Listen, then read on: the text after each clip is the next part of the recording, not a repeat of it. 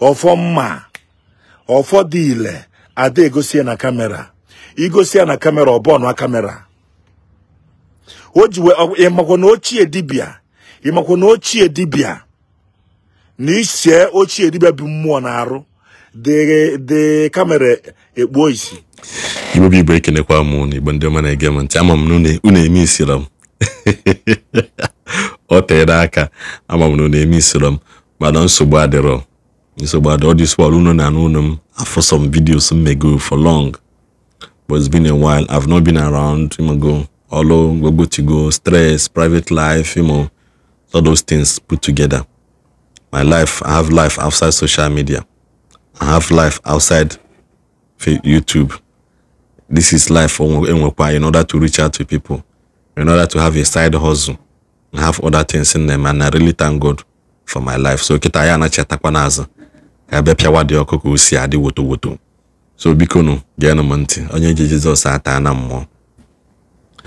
O si ko gwa ndị mmadụ na ya ha na-ebugali ofo apụtame ebuna ofo like for example kita na ka ngosi ni o si ndị mmadụ pụta ebulu ofo nyepụta ebulu ofo na ihe dị eme iwele etie na those things beginning no fake.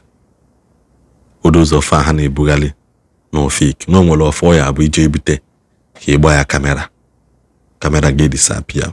So onye jemala na gịnị me ondo no n'isi mmiri na agbalụ mmiri ọgwụchakwa ihe nchọrọ ikwu maka nwere onye mkpụrụ afa maka gịnị me asị m no ndị bi n'isi mmiri na agbalụ mmiri because na nwe ndị tụ na proverb sị na he that lives in a glass house does not throw stone.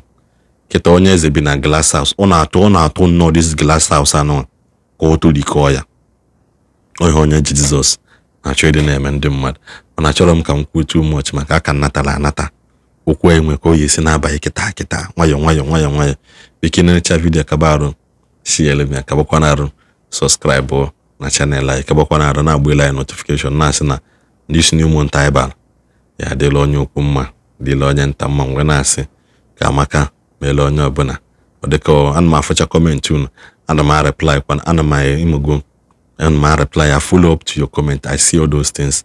Despite sometimes some of my admin they post to some video there, we see no problem.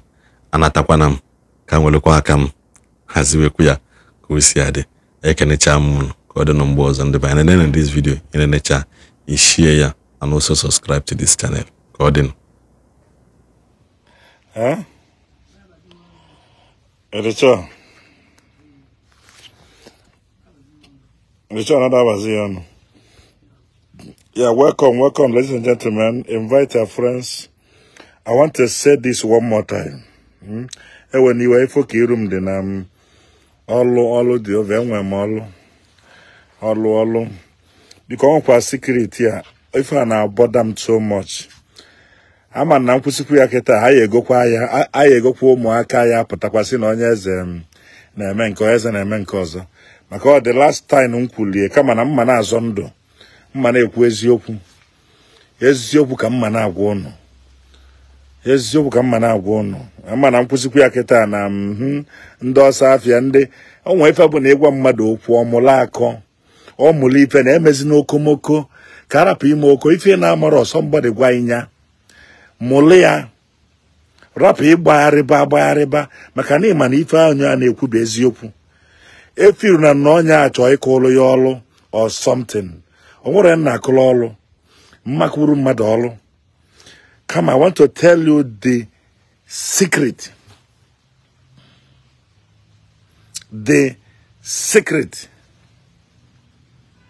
I want to tell you what Ivani what the secret I want to tell you the secret of share this message please. Okay, Lord, I can share this message. Actually, why the secret of ofo? Secret of ofo. Imanamu ya last time. Enwe many ofo. Ofo di iche o. Ofo di iche. Enwe many ofo.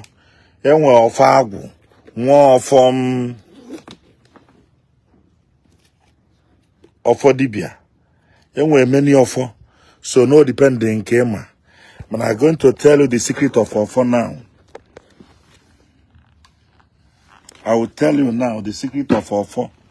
All the very important.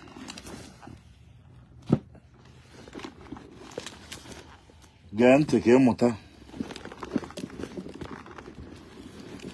Que wa fe ko. Boria. Gente que muta que fe ko. Makane ya kolele. Wapunka. Makane ya kolele. Secret of Ofo. Onye Eze na Igwayi. I want to tell people the secret of Ofo. So unu egbunam. Mekuna no kimi. Ndi filu na nna atafa. Oburo mteta. Ife ka nna akuzi. Ife ka nna akuzi. Omokwu onye nna ata. Biko kama na ife na-eme ndị Igbo anyị bụ na ikwu eziokwu. Ụfọdụ efilu bụ na fa nne na akụlụ nna fukwu ọlụ. Ifo ndị ya bụ ịgba ọgụ. Ndị nonsense bloggers ya pụta kịta. Onye Eze asị. Mee nke a. O mee nke a. O mee nke ọzọ. I don't bloody care. All I know is that I will tell you this, ma gwa you ife ka o si dị. That's me.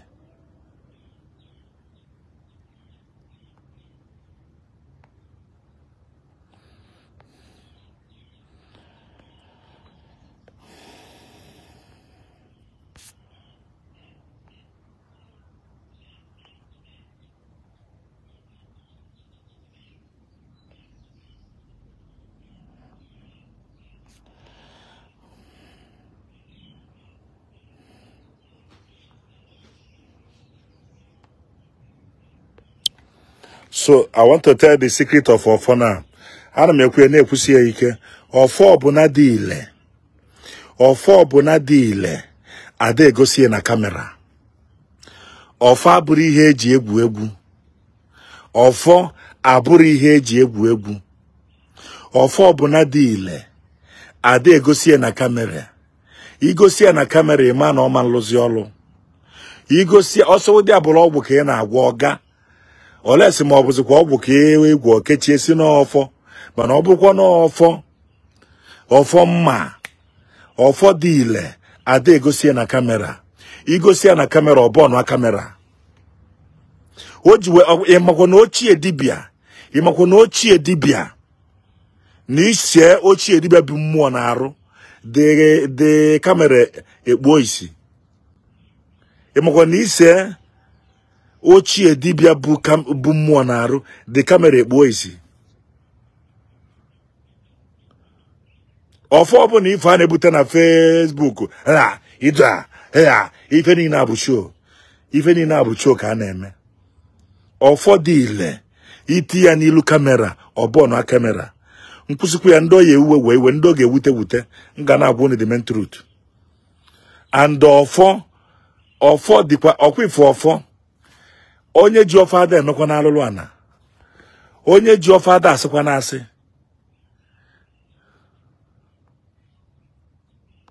Onye ji ofo ada asịkwa na asị. Ama na ụfọdụ ụmụazị dị bịa kịta ya asị na nna akụlụfa ọlụ. Maka na onye ọbụla filu na ebupụta ofo na social media ama na inwere ọgwụ ma ọ na inwere nka ọga ofo abụrụ ọgwụ ofo karịa ọgwụ. Ofo karịa ọgwụ karịa amosu. Ofo karịa ọgwụ karịa amosu karịa court. Ụfọdụ amarifa na-akpọ ofo. Ofo karịa ọgwụ karịa amosu. And onye ọbụla ji dime n'ọfọ ada achọ mmadụ ibi okwu. Emmanuel Chijioka, I think I will block you now. You are done watching me because all the kiso no fundo safia. Emmanuel Chijioka, bye. So why I'm teaching you this? Maka no ụfọdụ bido dibịa tata ma ọ bụ ọlụ omenala amarọ aghọtara idime. I'm not saying na nna abịa ka mụ na unu kụba ọfọ. Mana ana m agwa unu the main truth. If you believe me, it na gbagodo nwoke every day. Ada m ekwuye ka m nweta ọlụ, ana m alụgodo ọlụ every day. It na agba m every day. Ada m ekwuye ka m nweta ọlụ, ma ọ ka m bịa chọọ obe gị Thanksgiving, ma ọ ka m bịa sịba ekele ọlụ eke. So na ife mma na-agwụ na eziokwu.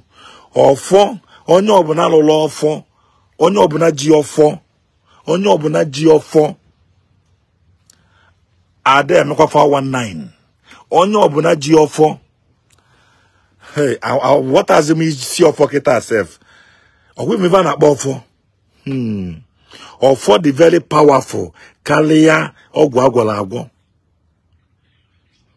and onye ji ọfọ ada ekwu ọnụ na-abụ onye ji ọfọ ada ekwu ọnụ na-abụ and onye ji ọfọ ọgwụ ada atụ ya onye ọbụla ji ọfọ ndị amosu ada atụ ya onye ọbụla ji ọfọ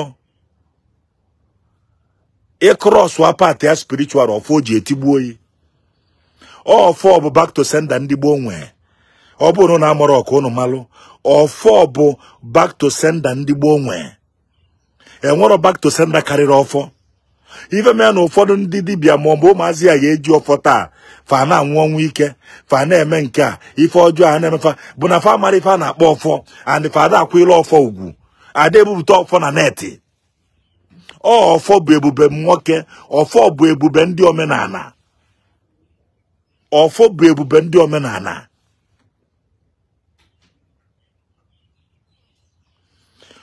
onye ọbụla ji ọfọ enwegwe the highest security n'ụwa maka na onye mee gị ife ọfọ ga-etigbu onye mere na onye ji ọfọ ada achọ okwu onye ọbụla ji ọfọ ada achọ okwu maka na ife ọfọ nọ na ya bụ nke m ka mma onye achọna m ọfọ kaliwu chisam wizard kere ife ejizi eche ọfọ na net si na na-agwọ ọgwụ a na-eche ọfọ edo na mgbe a m kwulie na ụfọdụ kwesịzi ịmụta akọ unu emezi n'oke pride ọfọ abụrụ ọgwụ ịchọ ịgwọ ọgwụ ịgwọ ọgwụ mere onwe ya ọgwụ ịchọ ime omenala hapụ ọfọ bụ sacred deity and ọfọ ada egbukwa onye aka ya na-adịrọ ha onye aka ya dị ọcha ụra makwa ife a na-akpọ ọfọ nya ịya alụsịala onye ori ọrụ tinye ọfọ niile kụọ na ana ọga ife afọ abụrụ ọfọ makwa ife a na-akpọ ọfọ ọfọ ada eje ori ọfọ ada sọpọtụ ife ọjọọ ị ga-alụsịala onye ma na ife ọ na-eme adịrọ mma ọlụ iwelụkwa ọfọ si ya mezuo ya nna oye nna nwe na-ajụ ọ bụzikwa ọfọ dị ife a ọ bụzikwa ọfọ ka ị ga-eji wee na-alụlụ ndị ma na ife na-eme adịrọ mma ọlụ ịlụbalụsị ya iwe n'ihe ofe ọnụ kụọ na ana ife abụrụ ọfọ nna ahụ ọfọ ada sọpọtụ ife ọjọọ ọfọ bụ ugwu nwoke and onye ọbụla ji ọfọ ada emegide mmadụ onye ọbụla ji ọfọ ada asị asị so ka unu ma ife a na-akpọ ọfọ ka unu makwa ife a na-akpọ ọfọ and gekwa m ntị dibịa ọbụla na-ekechi ọgwụ ada eje na mmiri ka mmechigodi ya ọfọ ọbụla dị ile pụta na kamera okpuo kamera isi ọmụ na-agwa ya ọfọ ọbụla a na-ebupụta na net na-alachi ya ka switi Igbo anyị ọga ife abụchi ka a na-eme nkwụsịkwu na-abịa eche m na-eche nkwụsịkwu na-egobie ndị unu ga-egobi unu egobie ndị otu unu anọ m ya nkwụsịkwu na-egobie ma ndị blọgasị fa wetakwa ofu si na onye eze mee ka m na-ewukwa mana mma na-ekwu eziokwu ọfọ ada apụta na neti